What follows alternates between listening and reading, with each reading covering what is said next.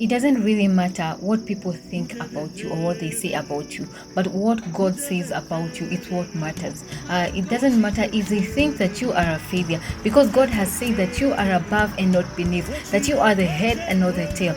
It doesn't matter what they call you or what they think about you, because God has said that He shall bless you when you go out and when you come in. He has said that He shall order your steps. He has said that when you call upon His name, that He shall hear from heaven. He has called you holy and righteous. So it's always good to remember those words that God has spoken about you. And sometimes it's always good to go to God and say, God, because you have said so, then it shall be done. Yeah. So sometimes the voices might come in your head and maybe try to suggest that you're not even enough, but God calls you enough. He calls you faithful. He calls you His child. So it doesn't really matter what voices comes in your mind, because that's just an enemy attack technique or strategy. But it doesn't really matter what comes, but what's the truth is, because there's a verse that says that God has raised His word above His own name.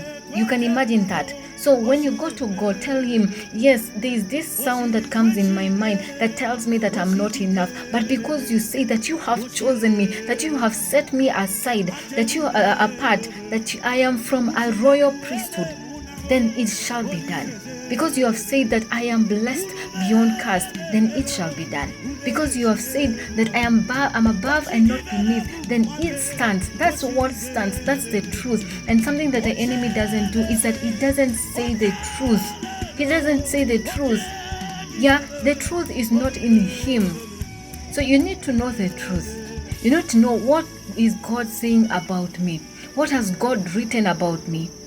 Yeah, God said that if I call Him, He's my Father. I am His child. Yeah, that's what stands. Is that He shall order your steps, that His presence shall be with you and in you and around you, because greater is He who is in you than who is in the world. That's what stands. So just know the truth about what God has spoken about your life, because that's what it doesn't matter. It doesn't matter what comes in your mind, what people thinketh in their minds about you, but what God thinketh and what He speaks and what He says about you. That's what matters. Please, my dear, just remember, it's the truth, and the word of God is the truth about your life.